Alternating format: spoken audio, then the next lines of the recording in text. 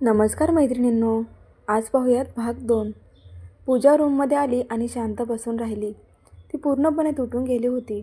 कळत नव्हते काय करायचं काय नाही करायचं. दरवाजा बंद करून घेतला. प्रेम नाही केलं पण विश्वास ठेवला होता तिने, आणि तोच विश्वास आज मिलिंदने तोडला होता. घरातले बाहेर दरवाजा वाजवत होते, कारण आतून कसलाच आवाज येत नव्हता. तिने थोड्या वेळानं दार उघडलं आणि बाहेर आली. सगळेच रडले होते. शांत झाले तिला बघून. रडणं बंद करा, झालं सगळं, आवरा आपलं. पूजा शांततेत बोलली. अगं पूजा, काय झालं? तू ठीक आहेस ना? काकी. ती शांत डोळे झाकले, डीप श्वास घेतला. झालं सगळं, आता बस करा. तमाशा का अजून करायचंय? पूजा घरातले सगळेच घाबरले, कारण एवढं सगळं होऊन पण ती रडली नव्हती, जास्त बोलतही नव्हती. रूममध्ये परत जाताना सगळे जेवण करून झोपा, तसंच नको आजारी पडायला. पूजा सगळेच परत तिच्याकडे बघायला लागले. रूममध्ये गेली, कपडे बदलून झोपली, पण झोप काही लागत नव्हती, कारण आज तिचं स्वप्न, आशा, अपेक्षा सगळं तुटलं होतं. सगळंच मनात ठेवत होती, कारण एक्सप्रेशन करायचं तर नक्कीच काय करायचं, कसं करायचं, ती मनातून पूर्ण तुटली होती. पण तिने एक निर्णय घेतला, कधीच विश्वास नाही ठेवायचा कुणावर. तेवढ्यात दार उघडून मम्मी आत आली. पूजाने डोळे बंद केले. मम्मीला वाटले ती झोपली. डोक्यावरून हात फिरवला. असं कसं झालं गं? सगळे नीट बघून दिलं होतं, पण वाईट केलं त्या लोकांनी. तुझं किती सहन करशील? तू रडली नाही, पण कळतो बाळा मला तुझा त्रास. तू रडली असती तर हलकं वाटलं असतं. तू का नाही रडली? का दुःख तुझ्या मनात ठेवणार? मम्मी परत रडायला लागली. पूजा जवळच झोपली. गरज पडेल रात्री म्हणून, पण पूजा पूर्ण रात्र जागी होती. झोप तर कशी लागणार? सगळंच तर विस्कळीत झालं होतं आयुष्यात. रडले तर वीक पडेन म्हणून रडली पण नाही. एहसासी हो रहा था खुशियों का, अचानक से गम की आहट सुनाई दी. अजीब सिलसिला है जिंदगी का, कोई भरोसे के लिए रोया, कोई भरोसा करके रोया.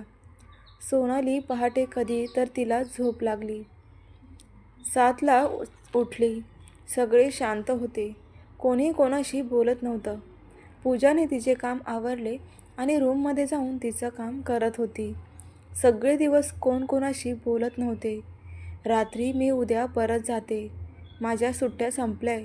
ताई, तू येणार आहेस ना उद्या? पूजा. ताई मम्मीकडे बघत. हो, उद्या सकाळी जाऊ. ओके, मग उद्या सकाळची ट्रॅव्हल्स बुक करते. चला, तोपर्यंत आपण हिरो काय करतो ते बघूया.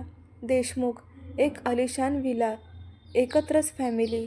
घरात राहणारे एक आजी, पप्पा सुभाषराव, आई भाग्यश्री, त्यांना 2 मुले. सुनील आपला हिरो. राजवीर लहान, सर्वात लहान बहीण समायरा. इरा म्हणतात घरी तिला. काका रघुनाथराव. मोठी आई म्हणजे काकू सुमन. त्यांना एक मुलगी प्रिया, सर्वात मोठी आहे. लग्न झाले म्हणून ती इथे नसते.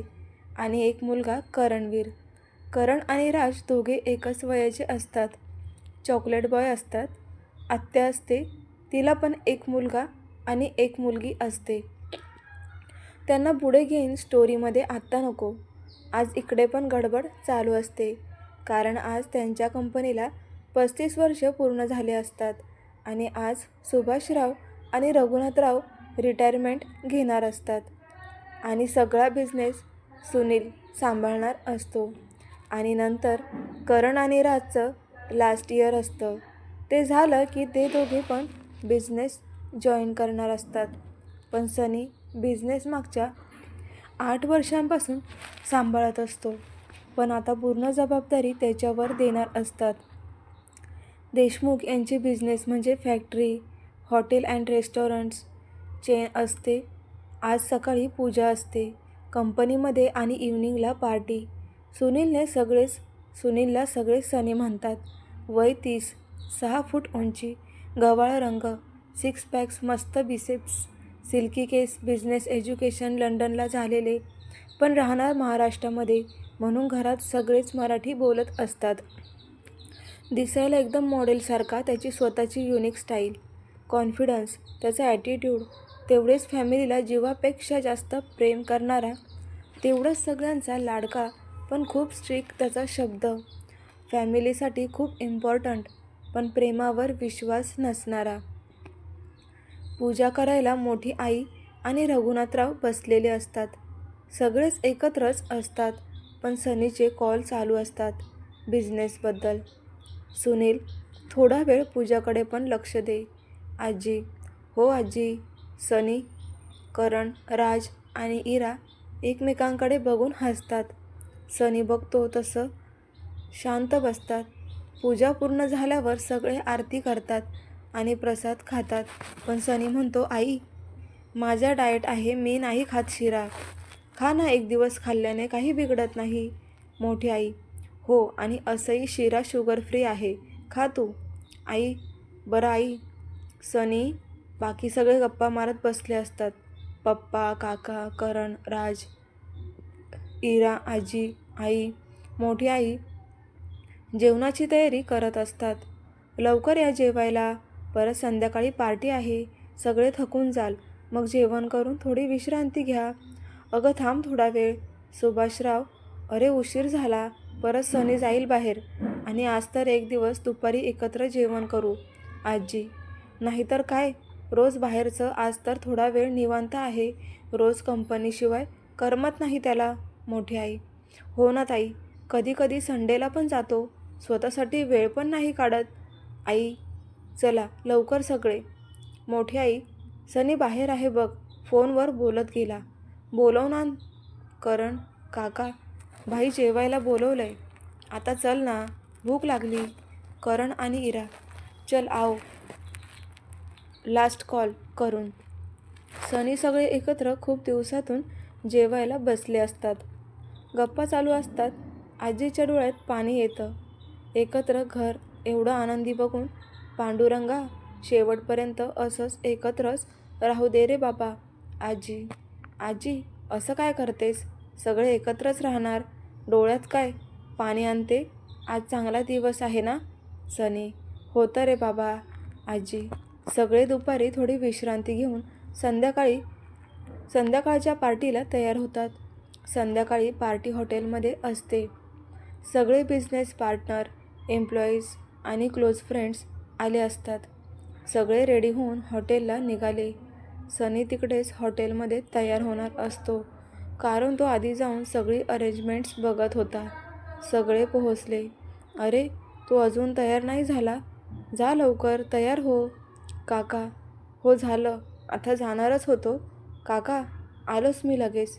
सनी, करण, राज आणि इरा शेवटी येणार होते. तयार व्हायला वेळ लागणार होता म्हणून. आई, मोठी आई आणि आजी, पप्पा, काका आधी आले होते. सगळे पाहुणे यायला लागले हळूहळू. सनी पण रेडी व्हायला वर हॉटेल रूममध्ये गेला. हाय काकू, कशा आहात? टीना. मी बरी बाळा, तू कशी आहेस? आई, मोठी आई फक्त बघून हसली. आई बाबा आले नाही काय? आई येणार आहेत थोडा वेळानं. ब्रो आलाय खूप दिवसातून, म्हणून त्याचे लाड चालू आहेत ना. टीना. अजून लाडच करणार काय? लग्न कधी करणार त्याचं? आजी बोलल्या. हो ना, कधी लग्न करणार त्याचं? मोठी आई. सनीच्या पप्पांचे बिझनेस फ्रेंडची मुलगी, मिस्टर संजय पटेलची मुलगी. दिसायला छान, त्यात मेकअप मॉडेलपेक्षा कमी नाही, पण तेवढाच ॲटिट्यूड, मीपणा ठासून भरलेला. पण फक्त सनीच्या फॅमिलीसमोर झुकायची, कारण तिला सनी लहानपणापासून आवडत होता. आज ब्लॅक कलरचा शर्ट, शॉर्ट ड्रेस, हायलाईट केलेले केस, हाय हिल्स, क्लच हातात, नाजूक हिऱ्याची ब्रेसलेट, मॅचिंग नाजूक पेटेंट आणि इयरिंग्स. पण पेशाने आर्किटेक्ट, पण झिरो नॉलेज, म्हणून फॅमिली बिझनेसमध्ये आली मेकअप की दुकान. राज आणि करण, टीना तिच्याकडे बघून बोलतात. काय झालं दादा? कोण आलं? Ira. You are looking beautiful बिब्स. टीना. Thank you dear. इराला माहीत होतं कशी आहे ती, म्हणून ती काही बोलली नाही. चल बाय, माझे फ्रेंड्स वाट बघत आहे. इरा. हा अजून कसा नाही आला? काका बोलले. पप्पाला तेवढ्यात डार्क ब्लू कलर सूट, ब्लॅक शूज, ब्रँडेड वॉच आणि एक थंब रिंग ज्यावर इन्फिनिटी सिम्बॉल खूप क्लोज जाऊन बघितलं तर दिसणार. जेल लावून सेट केलेले केस, बोलण्यात कॉन्फिडन्स, नजरेत ॲटिट्यूड, हॉट अँड हँडसम. सगळ्या मुली त्याच्याकडेच बघत होत्या. हा बघ आला. पप्पा काय झालं? पप्पा सनी, अरे किती उशीर. तुझ्यासाठी ही पार्टी आणि तूच उशीर केला. काका आणि पप्पा बोलले. पप्पा सनी, माहिती तुला आवडत नाही पण गरजेचं आहे म्हणून. काका बोलले, अरे सुभाष चल लवकर, अनाउन्समेंट करू, परत पार्टी एन्जॉय करू दे सगळ्यांना. रघुनाथराव बोलतात, चल दादा. सुभाषराव रघुनाथरावला बोलले. आजी खूप कौतुकाने बघत होती. आजपर्यंत सगळं घर एकत्र होतं, यापुढे पण राहावं म्हणून सारखं पांडुरंगाला प्रार्थना करायच्या. तेवढ्यात स्टेजवर सुभाषराव आणि Raghunathrao, good evening ladies and gentleman. We are gather here for the completed 35 year of our businesses empire.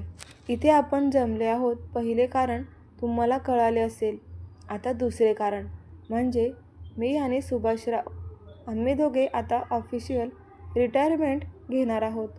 आणि तिसरी महत्त्वाची गोष्ट म्हणजे आजपासून आमचा बिझनेस एम्पायर सनी, ज्यांना तुम्ही मागचे 8 वर्षे ओळखता, म्हणजेच आमचा देशमुख घराण्यातील सर्वात मोठा मुलगा सांभाळणार आहे.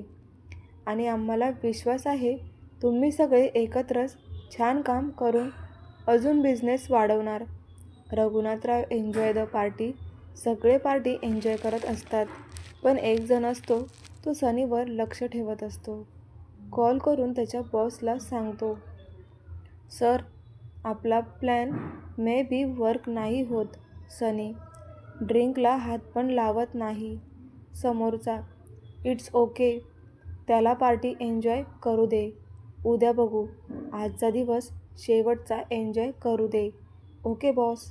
लक्ष ठेवणारा, हाय स्वीटहार्ट, काय करतोस इकडे? चल ना डान्स करू. टीना, बिहेव युअरसेल्फ. सनी आणि टीना निघून जातो, कारण त्याने ड्रिंक केली असती.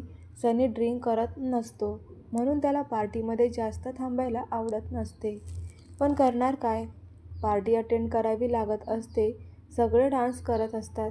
करण, राज पण फ्रेंड्ससोबत असतात. भाई चल ना आपण डान्स करू. इरा सनीला, चल जाऊ. सनी दोघे डान्स करायला जातात. आई, मोठी आई, आजी कौतुकाने बघत असतात. Mister and Mrs Sanjay Patel येतात. फॅमिलीला भेटून विश करतात. पप्पा आणि काकांना बोलतात, खूप हुशार आहे सनी, अजून बिझनेस वाढवेल. त्यानंतर मिस्टर रीमा पटेल, आजी, आई, मोठी आईला भेटतात. खूप दिवसातून भेटलो ना आपण. मिस्टर रीमा पटेल, हो ना, लास्ट टाईम आपण तुमच्या पार्टीला भेटलो होतो. मोठी आई, मग कधी करताय सनीचं लग्न? मिस्टर रीमा पटेल, मिसेस रीमा पटेल, तो नकोच म्हणतो लग्नाला, अजून बिझनेस वाढवायचे म्हणतो. आई, तू कधी तुझ्या मुलाचे लाडू खाऊ घालते? आजी, तसे मिसेस रीमा पटेल शांत बसतात, कारण त्यांचा मुलगा ऐकत नसतो. दुसरा विषय काढायचा म्हणून त्या बोलतात, आपली मुले एकत्र किती छान दिसतात ना. टीना आणि सनीकडे बघून बोलतात, हो ना.